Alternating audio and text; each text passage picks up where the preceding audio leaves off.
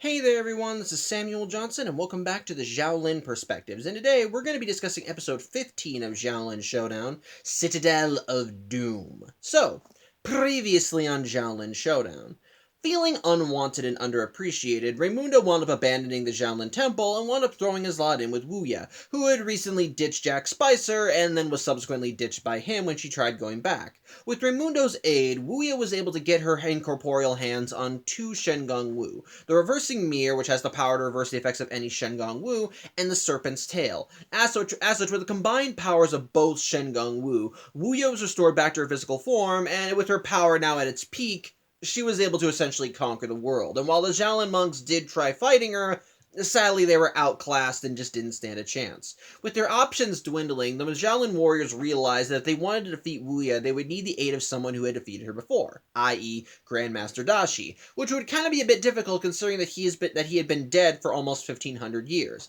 Thankfully, with the aid of Jack Spicer, who decided to help the Xiaolin monks since, well, he wanted to rule the world and he couldn't do it if Wuya already did, they wound up sending Omi back in time via a time machine, and he was able to meet up with Grandmaster Dashi and got his hands on a new puzzle box.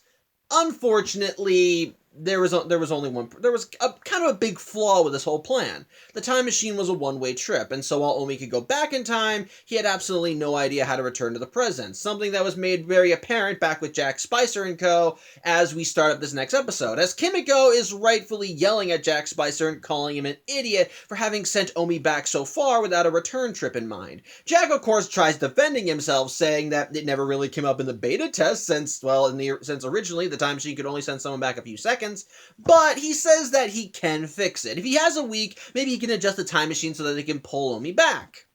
That doesn't actually happen. In fact, after Jack says this, his lab is raided by rock monsters, as I'm guessing that Wui has finally decided to direct her attention towards Jack since, well, she did say she would go after him once the world was conquered, and so immediately all the Xiaolin warriors go on the offensive. As Clay and Kimiko arm themselves with their Shengong Wu and try to fight one of the rock monsters, but they can't beat it. Any attacks that they do just do nothing, and if anything, they just end up hurting themselves. Thankfully, Jack Spicer is able to give some aid by bringing in robots, and while he does end up patting himself on the back and does a victory dance because, well, he killed it when they couldn't, sadly that victory is short-lived when a giant rock monster that's almost the size of a building ends up literally ripping Jack's house off its foundation in order to see Jack and the Xiaolin monks in his lab, and ultimately, they have no choice but to surrender at this point.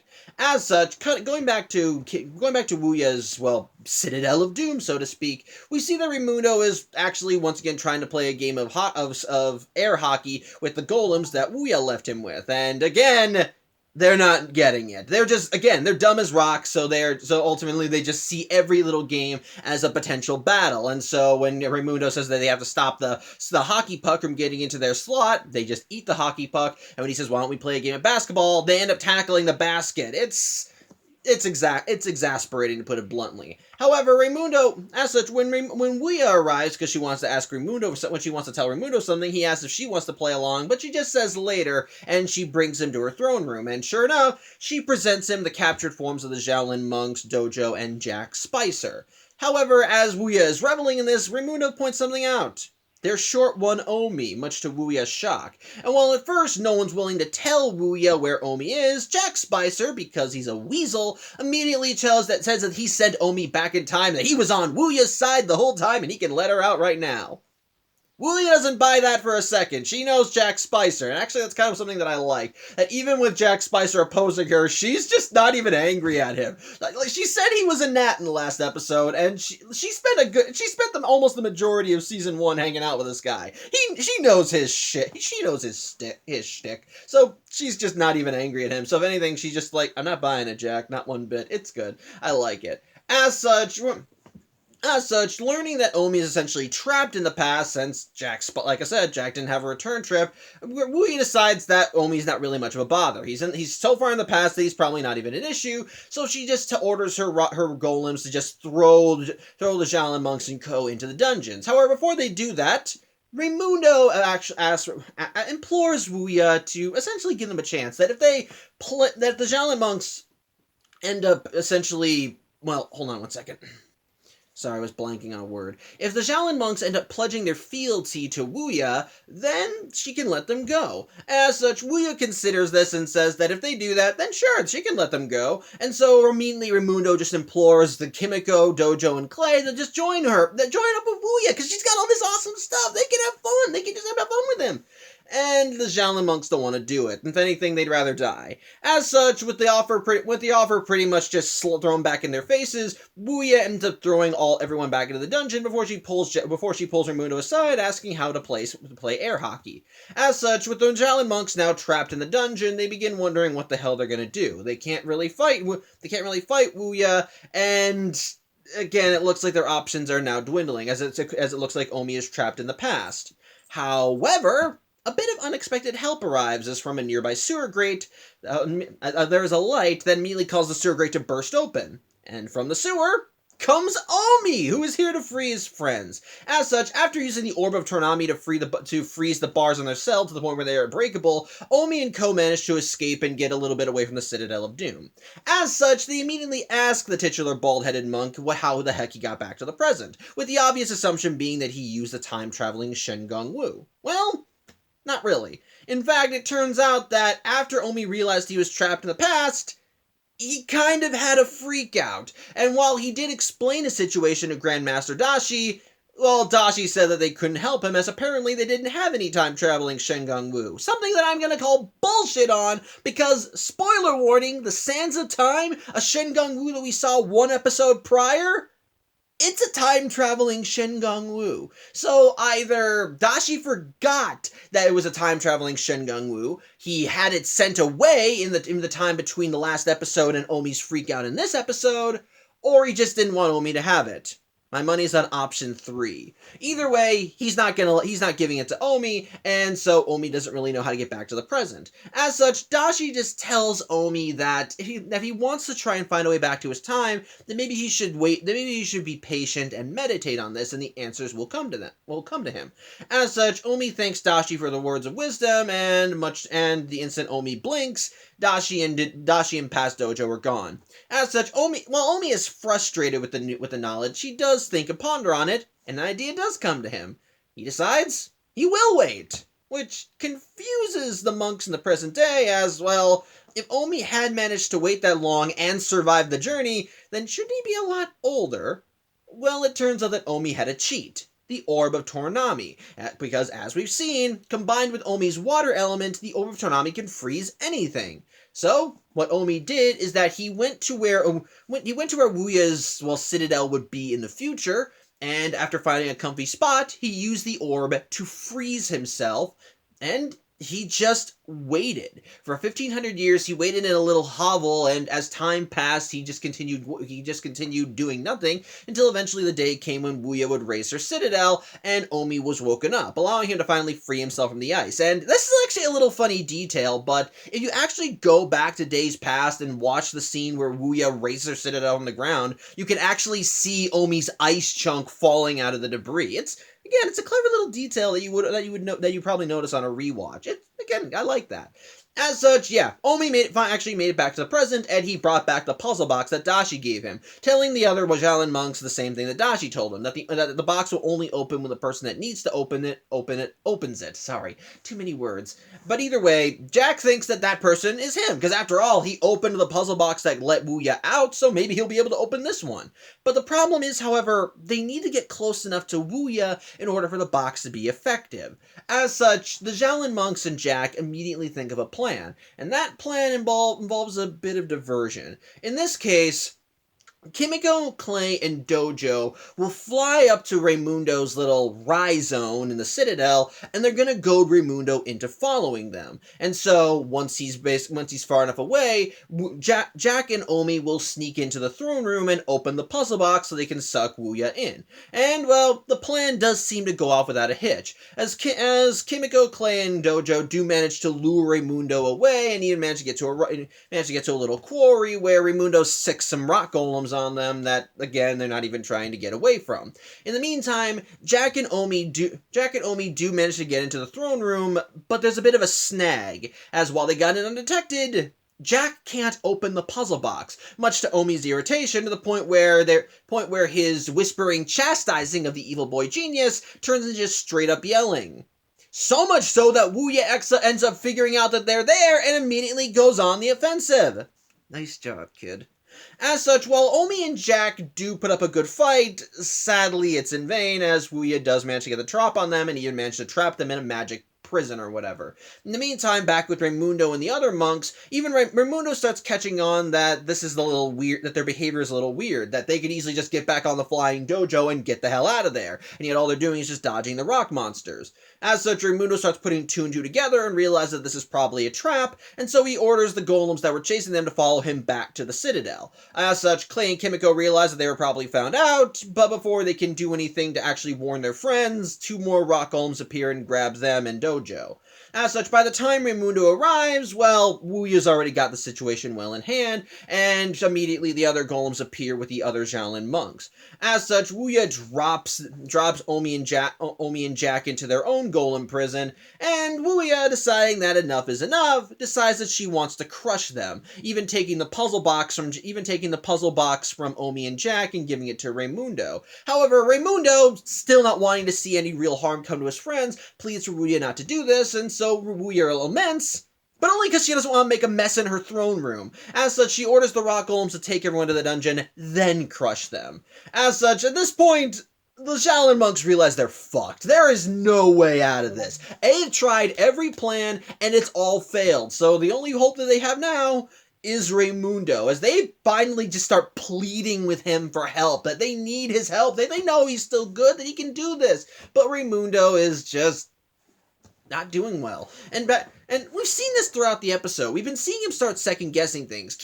Earlier in the episode, when he learned that Omi was trapped in the past, he was actually horrified because he didn't want that to happen. But basically, Wuya just ignores all their pleadings, as Raimundo has proven his loyalty time and again, that he has earned his place at her side, and he can have whatever the hell he wants. And when Raimundo hears this, he just says, anything I want? And we just list a bunch of things that he could have. Fame, money, Canada, anything he wants, that she'll get it for him. And what Raimundo says what he wants? He says he wants his friends. And so he opens the puzzle box, much to Wuya's horror. And from the puzzle box comes the spirit of Dashi, which also gets Wuya so horrified that she briefly switches into her hag voice. And another funny little detail I like, when the spirit of Dashi sees Wuya, he says the exact same thing to her that Dojo said when he first met her again. Whoa, Wuya, the years have not been kind. As such, the spirit of Dashi flies through Wuya, and whatever he did to her immediately hit her so hard that it turns her back into her spirit form, and she is then sucked right into the puzzle box, defeating her in one fell swoop, with the spirit of Dashi looking to Raimundo, telling him that he did a good job before he fades away as well, and thus, with Wuya's power now essentially cut off at the root, well, everything that she built begins to crumble. The rock golems holding the Xiaolin monks and Jack crumble away, freeing everyone. But unfortunately, that also means the Citadel begins to crumble around everyone. As such, Dojo grows to giant size and manages to get everybody out of there, with Jack actually holding onto the skin of his tail. But ultimately, yeah, the deed is done. The influx of power from Wuya's imprisonment causes a shockwave that actually starts restoring everything that her power killed. Like I mentioned, how at the end of season 1 that her power caused the entire landscape to just shrivel up and die. Everything is restored to life. Hell, the reversing mirror, which was broken last episode, is even restored as well. Basically, it's like Wuya never ruled the world. And so, the Xiaolin monks are not only bask in their victory, but are also happy to see Raimundo back on their side. Hold on one second. Sorry, dog stuff. But the thing is, while Raimundo is now back on the Xiaolin monk's side, he still did some pretty bad shit. And so, as such, when he and the other Xiaolin monks go back to the temple, obviously Master Feng gives Raimundo a rightful chewing out. Which, while the other Xiaolin monks do jump to his defense, because at the end of the day he did do the right thing and saved everyone, even Raimundo admits that he kind of deserves this, and that if he really wants to do good, then he's got a lot to make up for, and he has to really work hard in order to prove that he's back on the side of the angels, and, well, just undo all the shit he's done well, emotional-wise. The point is, word garbage aside, Master Feng ends up hearing this, and he does kind of give Raimundo a chance, as he goes up to him and hands him a Xiaolin apprentice sash, pretty much telling Raimundo that he's now the rank of a Xiaolin apprentice, which at first the other Xiaolin monks are happy to hear, but while Raimundo almost takes it, he declines. Mostly because that, yes, he does still want that. He wants to be a Xiaolin apprentice, but he thinks that he's not ready for it. He'll get there one day, but for now, he's happy to just stay a Xiaolin dragon in training, which does make Master Feng smile. And I'll get back to this little display when I get to my thoughts on the episode, but needless to say, it is a nice thing that does show that Raimundo has matured throughout all this. As such, we get to the final parts of the episode as we see the Xiaolin monks just kind of basking in the world of being a nice place again. Though Jack Spicer's kind of done with their lovey-dovey shit. He got what he wanted. Wuya has been deposed. The world is now free for him to take again, and he lets the Xiaolin monks know that the next time they see him, that he's not going to be on their side. While Omi does plead for him to join the Xiaolin monks, since without his help that they wouldn't have defeated Wuya, again, he says he's not interested, though he does say that if they're not trying to kill each other, maybe they can go out for Sundays. It never happens, and it's just a weird thing, whatever. Point is, Jack Spicer's going back to being a bad guy, and then once he's gone, it's once again affirmed by the Xiaolin monks that next time we see any of these characters again, it's going to be business as usual. Hunting for Shen Gong Wu, fighting evil, all that jazz. But it turns out that the status quo might be restored in more ways than they are comfortable with, because the final shot of the episode is the remains of Wuya's Citadel, as we see the puzzle box resting in those remains. And we see someone pick said puzzle box up, and that person is Katnape, who is wearing a very evil smirk on her face, indicating that she has every intent of opening that damn thing. So, yeah. Anyway, that was Citadel of Doom. And my thoughts on it? Well, since this is technically the last part of what you could pretty much consider a 3-part crossover, or 3-part storyline, I think it's really damn good. Again, I think what helps elevate this story above a lot of the other stories in Xiaolin Showdown are the high stakes involved this time around. It's not just a simple good guys battling bad guys over Shen Gong Wu. This isn't like a villain of the week just popping up in Xiaolin Showdown and causing them problems that they can just resolve by episode's end. This is a very serious thing that is given proper weight. And what helps make it all better is the fact that what helps the bad guy get what they want is because one of their own aided her. Like I said, when Raimundo joined up with Wuya, he was a valuable asset to her, mostly because he knew how the Xiaolin monks operated. He was smart, he was tactical, he knew how the good guys thought, and he was trained in the very same methods as them. So he could fight, so he could hold his own in a fight. And as such, he was able to not only outfight the Xiaolin monks when they went up against him,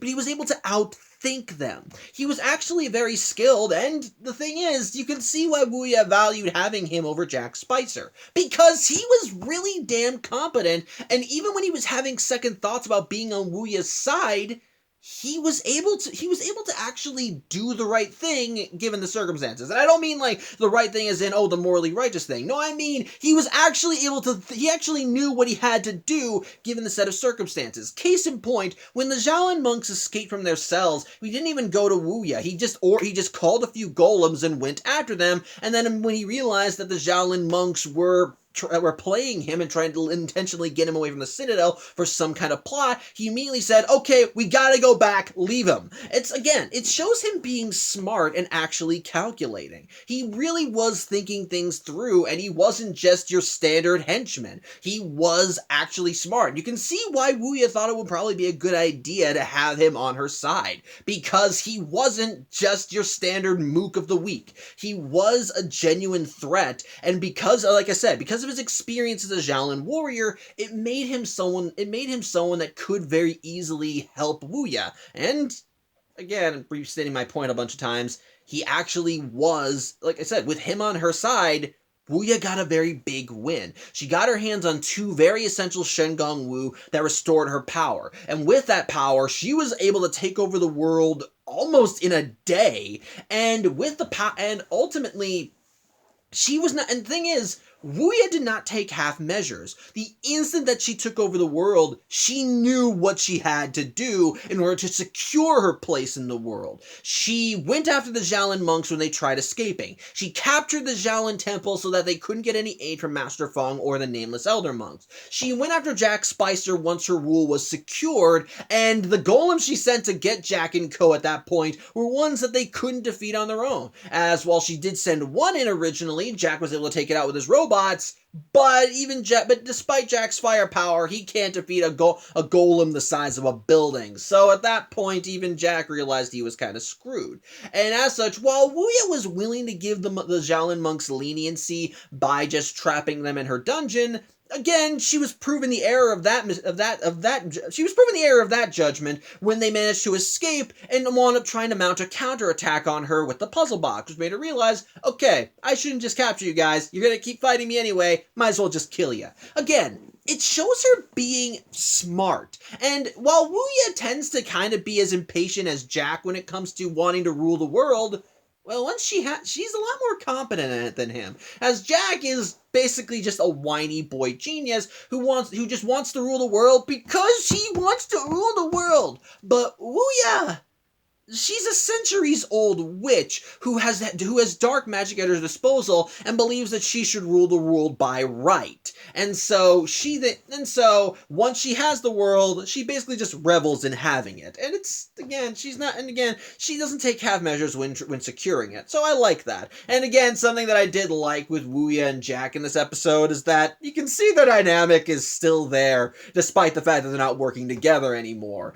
As when Jack tries cozying up to her and says, I was on your side the whole time, you can let me out now, even just like, Jack, I don't buy it. And then likewise, when she extends the offer to the Xiaolin monks that if they pledge their fealty to her, she'll let them go, Jack says, I'll take that offer, and she's like, the offer's not for you, Jack. It's like, it's not even anger, it's not even hatred, it's just like mild annoyance at this kid, and I kind of love it. It's just like, despite the fact that their stations are now in radically different places, their dynamic is still exactly the same, and I kind of dig it for that.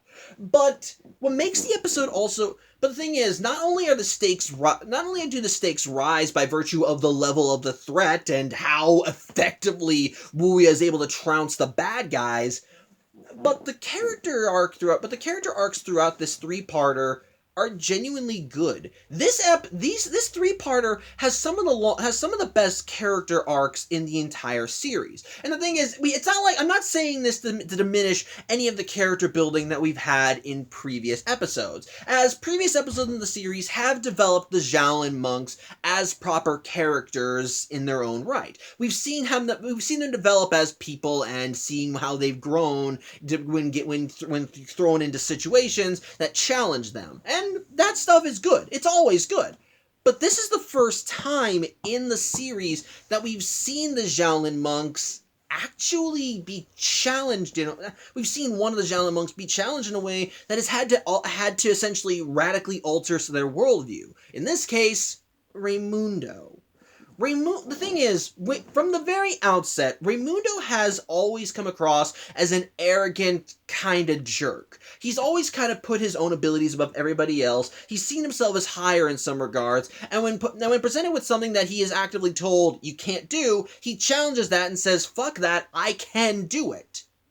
And, well, that overconfidence kind of bit him in the ass. When he displayed that mindset during the Mala Mala Jog incident, it wound up nearly costing him and his friends their lives. And it was only thanks to the quick thinking of his friends that they even managed to win in the first place. And the thing is, when Raimundo was told that his actions wound up costing a lot of people, despite the fact that in his own mind he was heroic, he lashed out and thought that everyone else was the problem. Now, again, I'll still say that Master Feng could have done a better job at explaining why he was denied the Xiaolin apprenticeship, but at the end of the day, it was still Raimundo's actions that led him to being denied that apprenticeship, and because he lacked that self-reflection, he failed to even realize that it was because of his own arrogance and overconfidence that he didn't get to where he wanted.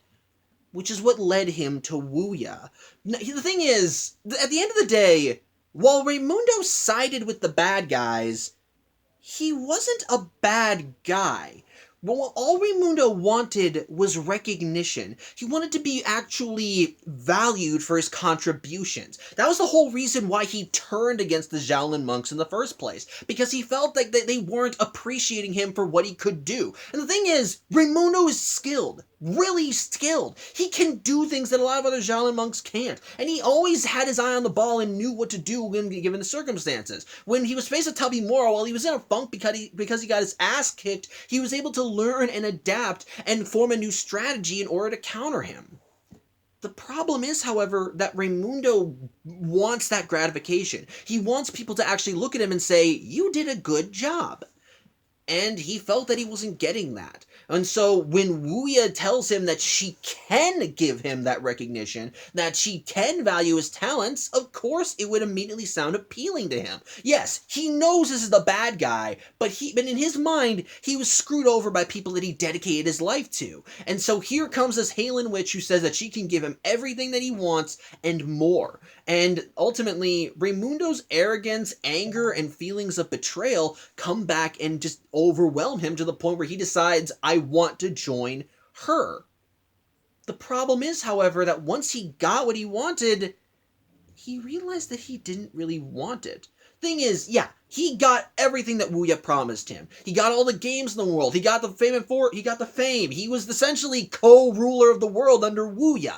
He even had command over fucking rock monsters. At several points in this episode, all he had to do was flick his fingers or call out for the golems, and they just appeared and served him, no questions asked.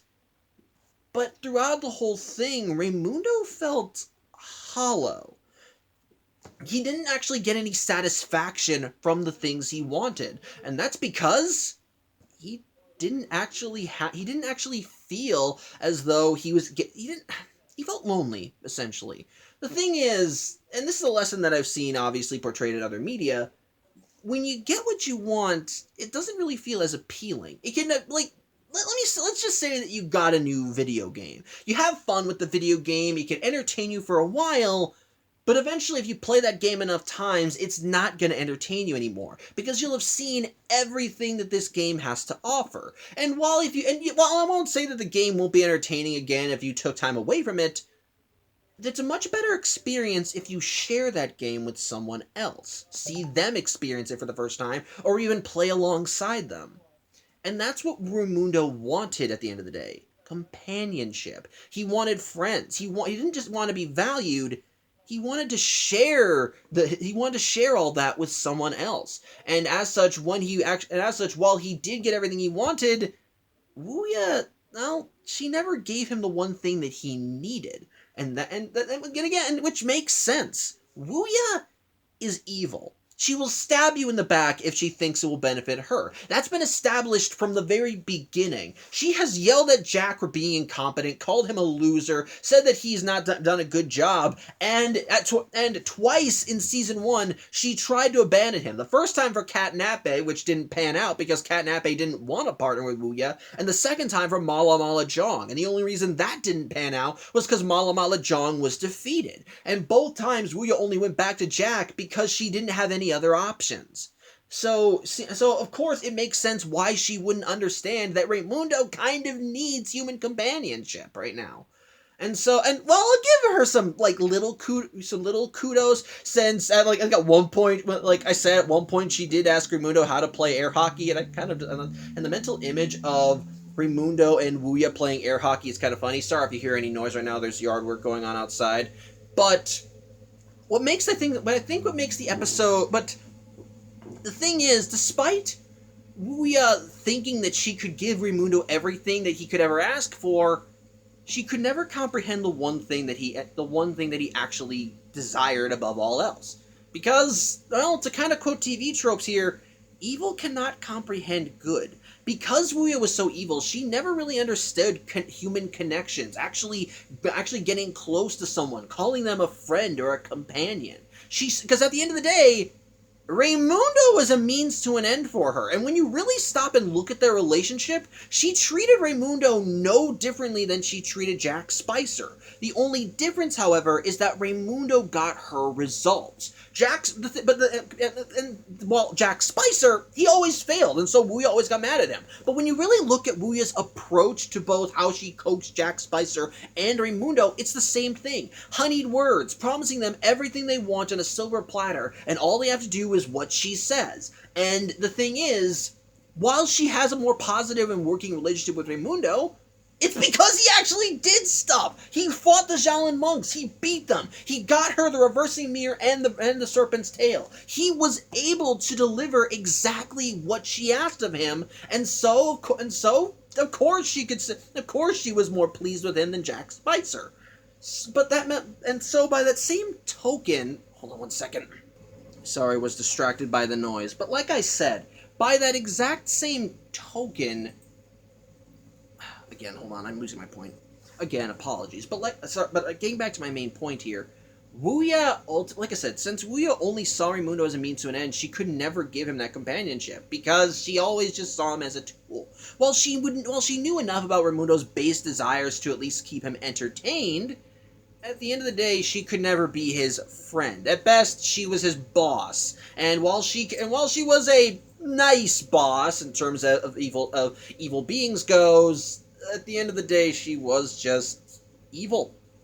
And unfortunately, because of her stature, she could never really understand that Raimundo needed friends in order to stay happy. And that's what ultimately cost her, what made Raimundo finally realize that he was being kind of a jerk. Because after all, despite everything, despite how much he lorded his new power, he wanted his friends back. When he cornered them in days past, he wanted them to plead because he wanted them to plead for their lives so they would be spared, because he didn't want anything genuinely bad to happen to them. When they were captured by Wuya, Raimundo immediately said, "Well, why don't they just join up with us and they can join me?" Because he just wanted to have them back. And the thing is, when they escaped from Wuya's prison, he was happy because again, despite what he wanted everyone to think, these were still his friends. And while he was still on Wuya's side because he wanted the recognition, well, when Wuya finally said she had enough of these guys and decided that she had to kill them, well, Raimundo finally realized that he does genuinely want them in his life. And he'd rather have them over all the fame and fortune in the world. And I like that. And as such, when Raimundo has that revelation, it immediately makes him realize he has to work on himself. As once Wuya is defeated and he goes back with the other Xiaolin monks to the temple, he doesn't defend himself. When Master Feng rightfully points out that he essentially betrayed everything he ever loved and cared about just because he wanted to get rich and powerful, Raimundo pretty much just said, "No, you're right. I did do that, and if I want to be back on, and if I want to be right, and if I want the right to be called you guys' friend again, I need to work at that." It's essentially Raimundo actually seeing a flaw in himself and realizing that he had to work on it. Yes, it took a lot of effort to get to that point, but it was Raimundo finally realizing that he had to become better, that he needed to be better, if not for himself, than for his friends. And the thing is, I think that's partially why Master Feng offered him the role of Xiaolin apprentice. Again, partially. The thing is, I think Master Feng offering him the apprenticeship was a three-pronged offer. In the case of, firstly, I think he offered it to Raimundo partially because he felt guilty, he felt a bit responsible for Raimundo turning to the dark side. Keep in mind, in the final episode of Season 1, when Master Feng realized that Raimundo had thrown his lot in with Wuya, he looked saddened, broken, hurt, and you could easily make the argument that maybe Master Feng felt guilty felt guilty or partially responsible for Raimundo going off, because, like I said, he did not all he told Raimundo was, "You fucked up, you did wrong, and you need to think about it and figure it out." Which, at the end of the day, Raimundo did figure out why he was in the wrong. But it took a lot of shit to get him to that point, and if Raimundo hadn't had his revelation, then a lot of people would have been dead. But at the same time, Master Fung, you can tell Master Fung does care about the students. He does want them to be good people, and he does want to help them get to their potential, reach their full potential. And so ultimately, this is his way of. I feel like this is when Master Fung sees that Raimundo has come back. This is Master Fung trying to essentially tell Raimundo, you are appreciated and you are wanted, and this is my way of showing it to you by offering him the apprenticeship. Which also leads to the second reason why I think he did it. I think it was a test. The thing is, while Raimundo says that he's on the side of the angels, Master Fung wants to be sure that he has changed. Like I said, part of the whole reason Raimundo even turned traitor is because he wanted to be recognized for his efforts. And so if him coming back to the good guys was him realizing that he shouldn't be thinking like that, and that he does need to stand by his friends regardless of the rewards, Master Fung decides that he needs to actually give him a reward, so to speak, and see if he'll take it. And ultimately, Raimundo refusing the apprenticeship and saying that he's got to actually earn it was his way of showcasing that he had changed. Which brings us to the third reason why I think he offered it to him. I think he does genuinely believe that Raimundo is ready. The thing is, Raimundo had the world on a silver platter. He could have had anything he wanted, but he chose to stand by his friends. And now he's showing remorse and regret, and says that if he genuinely wants to get the right to be called a Xiaolin dragon again, he needs to earn it. And the fact that Raimundo turned away the apprenticeship probably means that he's more deserving of it than ever. Master Fung at this point probably genuinely sees that Raimundo has matured enough to the point where he does deserve the apprenticeship. It's all just a matter of Raimundo realizing that he deserves it. And so, while Master Fung won't give it to him right now, he knows that there will come a day when Raimundo says, I think I'm finally ready. And when that day comes, he'll probably just happily hand it over. Because at this point, he knows that Raimundo has grown. And I kind of like that. Like I said, three-pronged attack. Master Fung is doing this to wants to do this as kind of like recompense for unintentionally turning Raimundo away. He wants to see if Raimundo has changed, and he probably thinks that Raimundo is worthy. He just needs Raimundo to realize it. So I genuinely like that. It's nice, and again, the consequences of this episode are long-lasting. Raimundo's betrayal of the Xiaolin monks is brought up again in various other episodes, and we do see the fallout of it when it comes down to Raimundo's character. As Raimundo does still remember all the shit he pulled, and at many points he tries making up for it in whatever way he can. Ultimately, it's still Raimundo, so he tends to still be kind of snarky and kind of a jerk ass at points. But as for him as a character, he does actually learn from his mistakes and realizes that if he wants to be a good enough person to stand by his friends, then he needs to rein himself in. And I like that. It's great character development, and how it's showcased throughout these episodes is perfect. I love it. Also, another little funny thing, I love that this episode takes every opportunity it can to abuse Jack Spicer. I'm not even kidding. He just, they show him to be cowardly, they show his lab getting trashed, they show him getting crapped on, they show the Xiaolin monks giving him shit when he tried to throw them under the bus inside with Wuya. We saw when Omi froze their prison bar cells and the other Xiaolin monks in Dojo were able to expertly break through them while Jack needed assistance because he hurt his hand. And even in the battle with Wuya and the eventual escape from her Citadel, it's again just Jack kind of being crapped on, and I kind of love it for that. And of course, but as such, when it comes down to the quality of the episode, again, I think it's really damn good. Well, I think, again, what makes it really work is how high the stakes are. Like I said, the bad guys essentially won, it's not taking any half measures, and the good guys are being cut off at any opportunity for victory. And anytime they even get a little bit of headway, again, something happens that stops them in their tracks, and it's only thanks to the intervention of Raimundo that they even got to win at all. So that immediately raises the stakes and keeps you more invested in the story.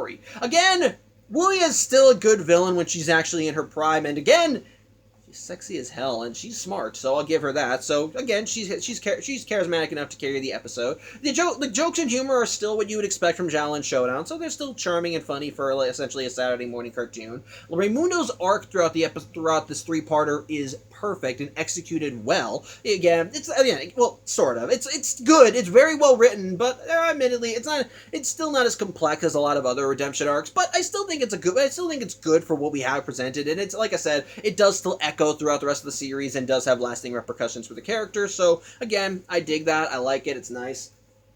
And while the ending, and ultimately, what the ending I think is a really good affirmation of the Xiaolin warriors as characters and as a team. Combine that with, of course, the fun action and the basically, and of course just kind of the hopeful ending. It does make for a genuinely really good story and a nice little dual opener for season 2. Although, if I have to give some crap to the episode, and this really isn't a fault on the episode, it's kind of for later episodes as well, they're quick to return back to the status quo. And I don't mean that, and the thing is, I understand, for shows like this, status quo is God. You need to have a regular formula in order to get people to keep coming back and wanting to see episodes. But as I mentioned, the ending of the episode had Katnape finding Wuya's new puzzle box and implying heavily that she was going to open it. So yeah, the big bad that we just defeated is going to come back in exactly the exact same form she was at the beginning of the series.